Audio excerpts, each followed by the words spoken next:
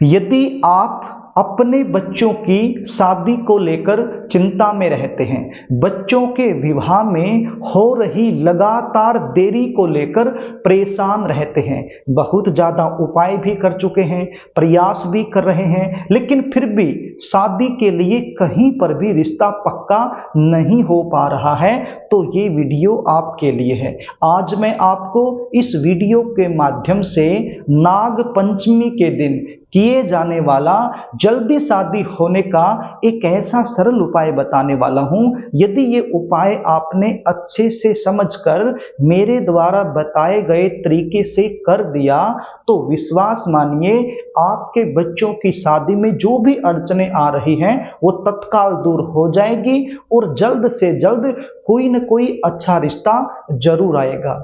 जब मैं जन्म कुंडलियों का विश्लेषण करता हूं तो विवाह में देरी होने का जो मुख्य कारण मुझे मिलता है वो शनि, राहु और केतु की वजह से मिलता है, क्योंकि शनि के पास, राहु के पास, केतु के पास तीन तीन दृष्टियां होती हैं। जन्म कुंडली के किसी भी भाव में बैठकर ये सप्तम भाव या फिर सप्तम भाव के स्वामी को अपने प्रभाव में ले लेते हैं, जिसके कारण रिश्ते आएंगे, बातें चलेंगी, लेकिन कोई भी बात, कोई भी रिश्ता सफलता तक नहीं पहुंच पाएगा, बीच में ही ब्रेक हो जाएगा।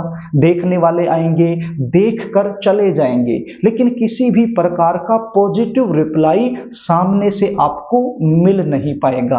कुछ ऐसे रिश्ते आएंगे जो आपको पसंद नहीं है तो आप अपनी तरफ से मना करते रहोगे, और कोई ऐसा रिश्ता जो आपको पसंद है, आप करना चाहते हो, तो वो रिश्ता सामने से पक्का नहीं हो पाएगा। जबकि आपके बच्चे दिखने में सुंदर हो सकते हैं, अच्छी खासी उनकी जॉब हो सकती है, या फिर अपना खुद का उनका बिजनेस हो सकता है, भगवान की कृपा से आपका बैकग्राउंड भी अच्छा हो सकता है, लेकिन फिर भी बच्चों की शादी में लगातार अड़चनें बनी रहती हैं। प्रिय दर्शकों, यदि इस प्रकार की समस्या आपके साथ बनी हुई है तो चिंता करने की आवश्यकता नहीं है। इस वीडियो को अच्छे से देख लीजिए, समझ लीजिए। उपाय बताऊं इससे पहले आपसे निवेदन करना चाहूंगा, यदि आप चैनल पर नए हैं और अभी तक आपने इस चैनल को सब्सक्राइब नहीं किया है तो मुझसे लगातार जुड़े रहने के लिए, इसी प्रकार के विवाह से रिलेटेड नई नई जानकारियां प्राप्त करने के लिए अभी इस चैनल को सब्सक्राइब कर लीजिए और बेल आइकन को भी प्रेस करके रखिए, ताकि हमारी आने वाली इसी प्रकार की नई वीडियो का नोटिफिकेशन आपको मिल सके और वो वीडियो आप आसानी से देख सकें। चैनल को सब्सक्राइब करने में आपका कोई पैसा नहीं लगता, ये निःशुल्क होता है। तो प्रिय दर्शकों, ये उपाय आपने कब करना है? नाग पंचमी के दिन करना है। नाग पंचमी कब आ रही है? 9 अगस्त 2024 शुक्रवार के दिन नाग पंचमी आ रही है। ये उपाय आप सुबह से लेकर शाम तक किसी भी समय कर सकते हो। करना क्या होगा? एक नाग नागिन का जोड़ा आपके पास होना चाहिए। नाग नागिन का जोड़ा, असली वाला नाग नागिन की मैं बात नहीं कर रहा, मैं चांदी का नाग नागिन की बात कर रहा हूं। चांदी का नाग नागिन आपके यहाँ जो सुनार की दुकान होती है, जो सोना चांदी का काम करते हैं, वहां से आपको आसानी से मिल जाएगा। छोटे छोटे आते हैं चांदी के नाग और नागिन, तो वहां से आप ले आइए। और यदि तांबे के आप लेना चाहें तो तांबे के भी ले सकते हैं। यदि तांबे के नाग नागिन आपको आसानी से मिल जाते हैं तो वो भी आप ले सकते हैं। चांदी या तांबा, दोनों में से कोई भी आप ले सकते हैं। एक जोड़ा नाग नागिन का आपके पास होना चाहिए। और क्या होना चाहिए ये उपाय करने के लिए? एक कलावा आपके पास होना चाहिए। कलावा समझते हैं? रक्षा सूत्र जो हाथ को बांधा जाता है, जिसको मोली भी बोलते हैं, तो वो आपके पास होना चाहिए। और क्या चाहिए? एक स्टील का लोटा आप ले लीजिए और स्टील के लोटे में सबसे पहले थोड़ा सा गंगा जल आप डाल लीजिए। देखिए, यहाँ पर तांबे का लोटा आपने नहीं लेना, पीतल का लोटा भी आपने नहीं लेना, यहाँ पर आप स्टील का लोटा ले लीजिए। लोटा छोटा भी ले सकते हो, बड़ा भी ले सकते हो, वो आपकी मर्जी है। तो एक लोटा स्टील का आप ले लीजिए। सबसे पहले उसमें गंगा जल डाल लीजिए, उसके बाद उसको दूध से भर लीजिए। कैसा दूध?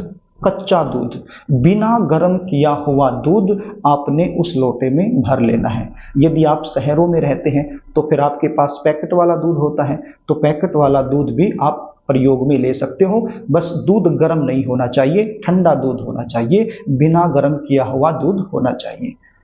और इस लोटे में क्या मिलाना है, आपने गंगा जल डाल लिया, उसके बाद दूध से इसको भर लिया।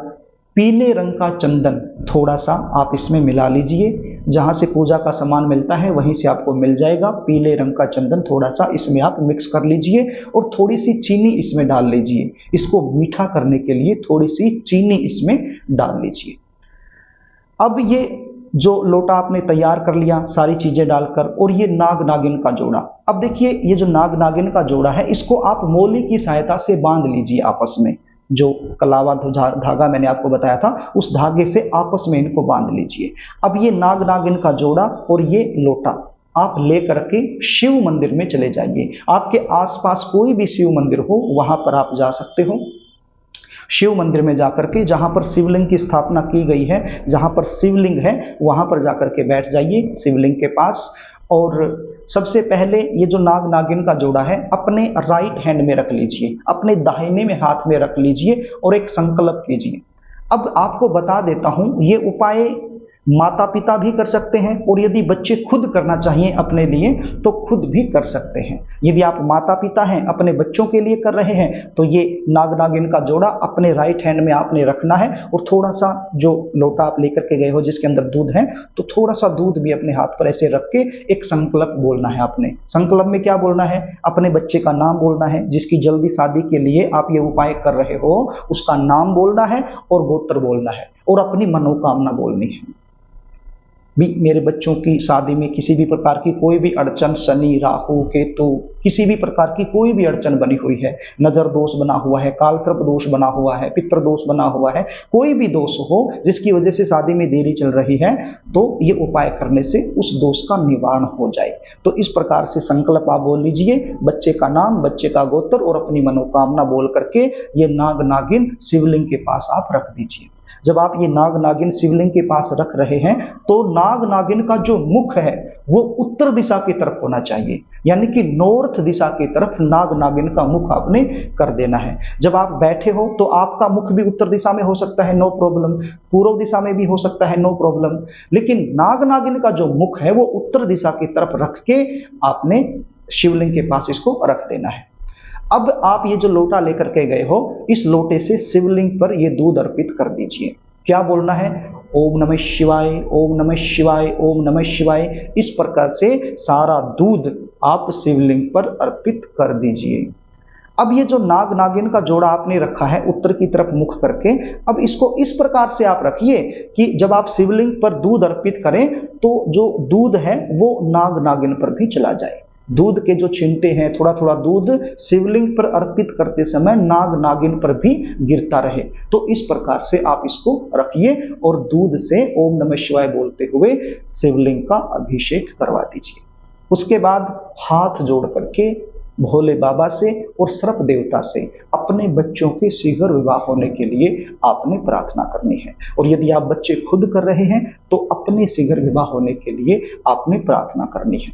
उसके बाद आपने मंत्र का जाप करना है। 2 मंत्रों का जाप यहाँ पर आपने करना है। पहला मंत्र है ओम नमः शिवाय, ओम नमः शिवाय, ओम नमः शिवाय। इस मंत्र की 1 माला कर दीजिए। दूसरा मंत्र है ओम सर्पेभ्यो नमः, ओम सर्पेभ्यो नमः, ओम सर्पेभ्यो नमः।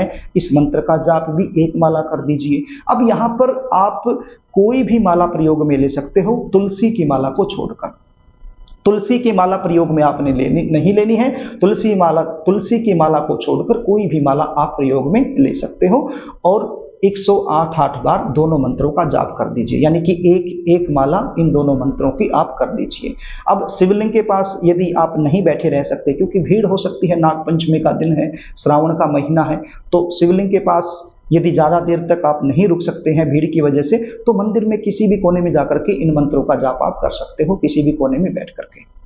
और मंत्र का जाप करके पुनः अपनी मनोकामना का चिंतन कीजिए।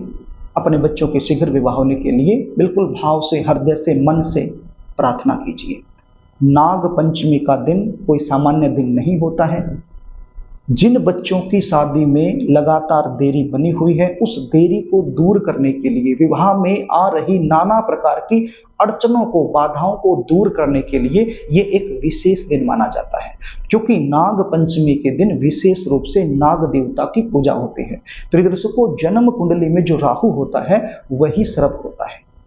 तो इस दिन यदि आप ये पूजा कर लेते हैं तो फिर शनि, राहु और केतु से बनने वाला जो दुष्प्रभाव है वो आपके बच्चों की जन्म कुंडली से निकल जाएगा और बच्चों की शादी के लिए कोई न कोई अच्छा प्रस्ताव जरूर आ जाएगा।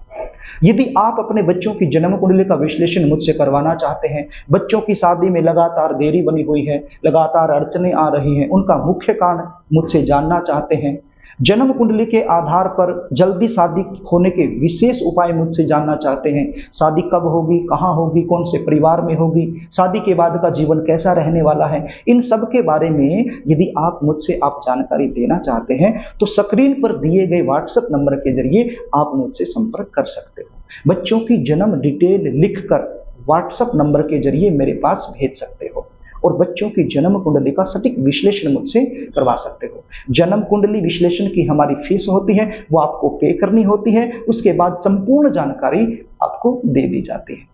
तो प्रिय दर्शकों, यदि कार्यक्रम आपको अच्छा लगे तो इस वीडियो को लाइक जरूर करना, इसको शेयर भी करना ताकि किसी जरूरतमंद के पास ये वीडियो पहुंच जाए और उसका काम बन जाए, आप पुण्य के भागीदार बन जाएं। और यदि अभी तक आपने चैनल को सब्सक्राइब नहीं कर रखा है तो इसको जरूर कर लेना।